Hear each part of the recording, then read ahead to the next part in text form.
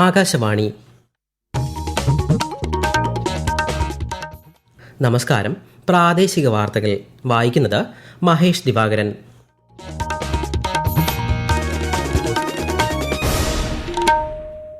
പ്രധാന വാർത്തകൾ. നീറ്റ് ചോദ്യപേപ്പർ ചോർച്ചയുമായി ബന്ധപ്പെട്ട് കേന്ദ്ര സർക്കാർ CJP പ്രതിനിധികളുമായി ന്യൂഡൽഹിയിൽ ഇന്ന് വീണ്ടും ചർച്ച നടത്തും. പ്രധാനമന്ത്രി നരേന്ദ്രമോദിയുടെ പ്രതിമാസ റേഡിയോ പ്രഭാഷണ പരിപാടി മൻ കി ബാത്തിന്റെ 136-ാം പതിപ്പ് നാളെ രാവിലെ 11-ന്. വിഴിഞ്ഞം തുറമുഖത്ത് നിന്ന് കരമാർഗമുള്ള ചരക്ക് നീക്കത്തിന് കസ്റ്റംസ് അനുമതി. ആദ്യ കയറ്റുമതി കണ്ടെയ്നർ മുഖ്യമന്ത്രി അടുത്ത മാസം 18-ന് ഫ്ളാഗ് ഓഫ് ചെയ്യും. സിക്കിമിൽ തുരങ്കം തകർന്നുണ്ടായ അപകടത്തിൽ മരിച്ച കോട്ടയം സ്വദേശി അനീഷ് മോഹന്റെ മൃതദേഹം നാട്ടിലെത്തിച്ചു. സംസ്കാരം ഉച്ചയ്ക്ക് 2-ന്.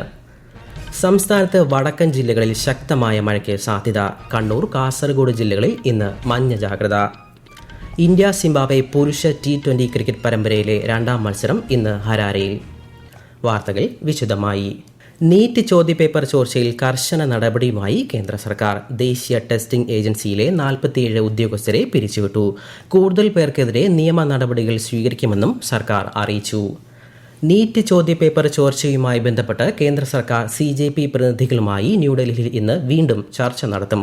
കേന്ദ്രമന്ത്രിമാരായ JP നഡ്ഡ, ജിതേന്ദ്ര സിംഗ് എന്നിവർ ഇന്നലെ CJPയുമായി കൂടിക്കാഴ്ച നടത്തിയിരുന്നു. സുരക്ഷാ കാരണങ്ങളാൽ ദേശീയ തലസ്ഥാനത്ത് ഇനിയൊരു അറിയിപ്പുണ്ടാകുന്നതുവരെ 18 മെട്രോ സ്റ്റേഷനുകൾ അടച്ചിടുന്നതായി ഡൽഹി മെട്രോ റെയിൽ കോർപ്പറേഷൻ. അതേസമയം Rajiv Chowk, Mandi House, Central Secretariat എന്നീ സ്റ്റേഷനുകളിൽ മെട്രോ ലൈനുകൾ മാറിക്കയറാനുള്ള സൗകര്യം ലഭ്യമായിരിക്കുമെന്ന് DMRC അറിയിച്ചു.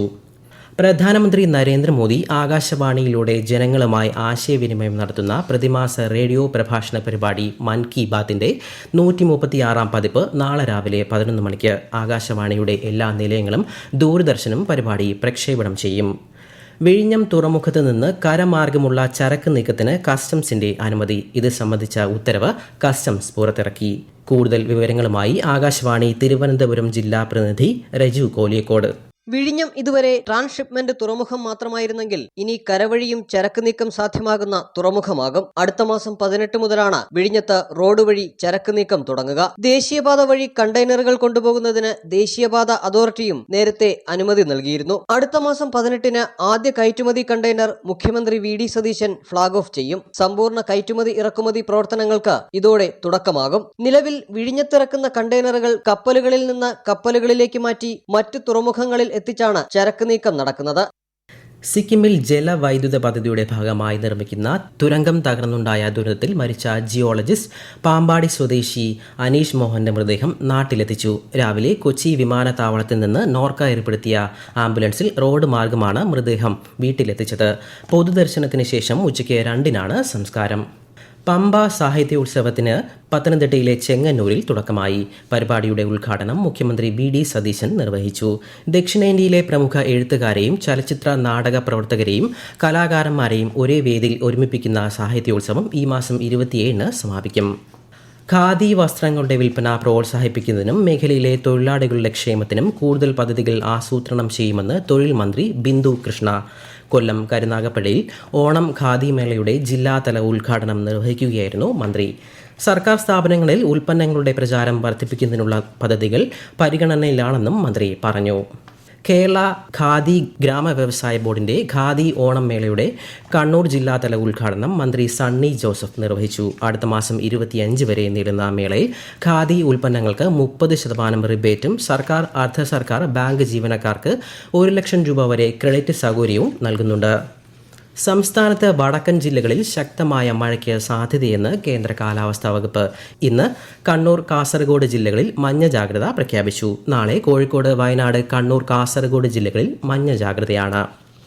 തിരുവനന്തപുരം പേപ്പാറ അണക്കെട്ടിന്റെ ഷട്ടറുകൾ തുറക്കുന്നതിനാൽ ജനങ്ങൾ ജാഗ്രത പാലിക്കണമെന്ന് തിരുവനന്തപുരം ജില്ലാ കളക്ടർ. പേപ്പാറയിൽ നിന്ന് അരുവിക്കരയിലേക്ക് വെള്ളം എത്തിക്കുന്നതിനായാണ് ഷട്ടർ തുറക്കുമെന്ന് അറിയിച്ചത്. അറ്റകുറ്റപ്പണികൾ നടന്നുകൊണ്ടിരിക്കുന്നതിനാൽ പതിവ് വൈദ്യുതി ഉൽപ്പാദനത്തിലൂടെ പേപ്പാറയിൽ നിന്ന് അരുവിക്കരയിലേക്ക് വെള്ളം എത്തിക്കാൻ സാധിക്കാത്ത സാഹചര്യത്തിലാണ് നടപടി. ഈ വാർത്തകൾ ആകാശവാണിയിൽ നിന്ന്. ആകാശവാണി വാർത്തകളും വാർത്താ അധിഷ്ഠിത പരിപാടികളും all India radio news Thiruvananthapuram YouTube ചാനലിലും @all India radio news Thiruvananthapuram Facebook പേജിലും AIR News _തിരുവനന്തപുരം ഇൻസ്റ്റഗ്രാം അക്കൌണ്ടിലും @AIR News _TVM X ഹാൻഡിലും ലഭ്യമാണ്. ആകാശവാണി തിരുവനന്തപുരം പ്രാദേശിക വാർത്താ വിഭാഗം അവതരിപ്പിക്കുന്ന പ്രത്യേക പരിപാടിയായ നല്ല വാർത്ത എല്ലാ ശനിയാഴ്ചയും വൈകുന്നേരം 6:40 പ്രക്ഷേപണം ചെയ്യുന്നതാണ്. ഇന്ന് 6:30 പ്രാദേശിക വാർത്തകൾക്ക് ശേഷം നല്ല വാർത്ത കേൾക്കാവുന്നതാണ്. ഇന്ത്യ സിംബാബ്വെ പുരുഷ T20 ക്രിക്കറ്റ് പരമ്പരയിലെ രണ്ടാം മത്സരം ഇന്ന് വൈകുന്നേരം 4:30 സിംബാബ്വെയിലെ ഹരാരയിലാണ് മത്സരം. പരമ്പരയിലെ മൂന്നാം മത്സരം നാളെ നടക്കും. ഗ്ലാസ്ഗോ കോമൺവെൽത്ത് ഗെയിംസിൽ ഇന്ത്യയ്ക്ക് ആദ്യ മെഡൽ. പുരുഷന്മാരുടെ heavyweight para powerlifting ഫൈനലിൽ ചന്തുകുമാർ വെങ്കല മെഡൽ കരസ്ഥമാക്കി. മെഡൽ നേട്ടത്തിൽ ചന്തുകുമാറിനെ പ്രധാനമന്ത്രി നരേന്ദ്രമോദി അഭിനന്ദിച്ചു. കഠിനാധ്വാനത്തിന്റെയും നിശ്ചയദാർഢ്യത്തിന്റെയും ഫലമാണിതെന്നും നേട്ടം രാജ്യത്തിനാകെ പ്രചോദനമാണെന്നും പ്രധാനമന്ത്രി സമൂഹമാധ്യമത്തിൽ പറഞ്ഞു. പാലക്കാട് നഗരത്തിലെ പ്രധാന സ്ഥലങ്ങളെ ബന്ധിപ്പിച്ചുകൊണ്ടുള്ള KSRTC സിറ്റി ബസ് സർവീസിന് തുടക്കമായി. വിശദാംശങ്ങളുമായി ആകാശവാണി പാലക്കാട് ജില്ലാ പ്രതിനിധി ഫൈസൽ അലിമുത്ത്. KSRTCയുടെ പ്രിയദർശിനി പദ്ധതിയിൽ ഉൾപ്പെടുത്തി വനിതകൾക്ക് സൗജന്യ യാത്ര ഉറപ്പാക്കിയാണ് സിറ്റി ബസ് സർവീസ് ആരംഭിച്ചിരിക്കുന്നത്. പാലക്കാട് മെഡിക്കൽ കോളേജ് കേന്ദ്രീകരിച്ച് സർവീസ് നടത്തുന്ന ബസ് രോഗികൾക്കും ഏറെ ആശ്വാസകരമാണ്. നഗരത്തിലെ എല്ലാ ബസ് സ്റ്റാൻഡുകളിലും സിവിൽ സ്റ്റേഷൻ, ജില്ലാ ആശുപത്രി, രാജീവ് ഗാന്ധി സഹകരണ ആശുപത്രി, ബിഗ് ബസാർ സ്കൂൾ എന്നിവിടങ്ങളിലെല്ലാം സിറ്റി ബസ് സർവീസ് നടത്തും. പരീക്ഷണാടിസ്ഥാനത്തിൽ ഓടിത്തുടങ്ങിയ സിറ്റി ബസിന്റെ സ്ഥിരം റൂട്ടും സമയക്രമവും വരും ദിവസങ്ങളിൽ നിശ്ചയിക്കും. സ്വർണ്ണവില കൂടി. പവന് 440 രൂപ വർദ്ധിച്ച് 1,06,280 രൂപയും ഗ്രാമിന് 13,285 രൂപയുമാണ് ഇന്നത്തെ വില. 27ാമത് കാർഗിൽ വിജയ് ദിവസിന്റെ ആഘോഷങ്ങൾക്ക് ഇന്ന് ജമ്മു കശ്മീരിൽ തുടക്കമാകും. നാളെ കാർഗിൽ യുദ്ധസ്മാരകത്തിൽ നടക്കുന്ന ചടങ്ങിൽ രാജ്യരക്ഷാ മന്ത്രി രാജ്നാഥ് സിംഗ് മുഖ്യാതിഥിയാകും. രാജ്യത്തിന്റെ ധീര രക്തസാക്ഷികൾക്ക് അദ്ദേഹം ശ്രദ്ധാഞ്ജലി അർപ്പിക്കും. നാളെയാണ് കാർഗിൽ വിജയ് ദിവസ്. ശബരിമല സ്വർണ്ണ അപഹരണ കേസിൽ കുറ്റം ചെയ്തവർ ആരായാലും ശിക്ഷിക്കപ്പെടണം എന്നതാണ് സർക്കാരിന്റെ നിലപാടെന്ന് മന്ത്രി K മുരളീധരൻ. കേസുമായി ബന്ധപ്പെട്ട് SIT കോടതിയിൽ നൽകിയ റിപ്പോർട്ട് സർക്കാർ നിരീക്ഷിച്ചു വരികയാണെന്നും അദ്ദേഹം കോട്ടയത്ത് മാധ്യമങ്ങളോട് പറഞ്ഞു. അന്തിമ കുറ്റപത്രം സമർപ്പിക്കുമ്പോൾ സർക്കാർ കോടതിയിൽ കൃത്യമായ നിലപാട് അറിയിക്കുമെന്നും അദ്ദേഹം വ്യക്തമാക്കി. വഖഫ് വിഷയത്തിൽ താൻ വർഗീയത പ്രചരിപ്പിക്കുന്നുവെന്ന് മുഖ്യമന്ത്രി VD സതീശന്റെ ആരോപണം അടിസ്ഥാനരഹിതമെന്ന് പ്രതിപക്ഷ നേതാവ് പിണറായി വിജയൻ. താൻ മുഖ്യമന്ത്രിയായിരുന്നപ്പോൾ വഖഫ് വിഷയത്തിൽ സ്വീകരിച്ച അതേ നിലപാട് തന്നെയാണ് ഇപ്പോഴും പിന്തുടരുന്നതെന്ന് അദ്ദേഹം വാർത്താസമ്മേളനത്തിൽ പറഞ്ഞു. വഖഫ് വിഷയത്തിലെ UDF നിലപാട് BJPയുടേതിന് സമാനമാണെന്നും പ്രതിപക്ഷ നേതാവ് ആരോപിച്ചു. കാസർഗോഡ് EVM കോഴ ആരോപണത്തിൽ കോൺഗ്രസ് നേതാവിനെതിരെ ഉള്ള പരാതി KPCCക്ക് ഇതുവരെ ലഭിച്ചിട്ടില്ലെന്ന് മന്ത്രിയും KPCC അധ്യക്ഷനുമായ സണ്ണി ജോസഫ്. പരാതി ലഭിച്ചാൽ ഉചിതമായ നടപടി സ്വീകരിക്കുമെന്നും അദ്ദേഹം പറഞ്ഞു. കേരളത്തിലെ വൈദ്യുതി പ്രതിസന്ധി ഉടൻ മാറ്റാൻ കഴിയില്ലെന്നും ഇക്കാര്യത്തിൽ സർക്കാർ നടപടി സ്വീകരിച്ചു വരികയാണെന്നും ശ്രീ സണ്ണി ജോസഫ് വ്യക്തമാക്കി. മുൻ MLAയും മുസ്ലിം ലീഗ് സംസ്ഥാന സെക്രട്ടേറിയറ്റ് അംഗവുമായ TPM സാഹിർ അന്തരിച്ചു. 83 വയസ്സായിരുന്നു. കോഴിക്കോട് 2 മണ്ഡലങ്ങളിൽ നിന്നും നിയമസഭയെ പ്രതിനിധീകരിച്ചിട്ടുണ്ട്.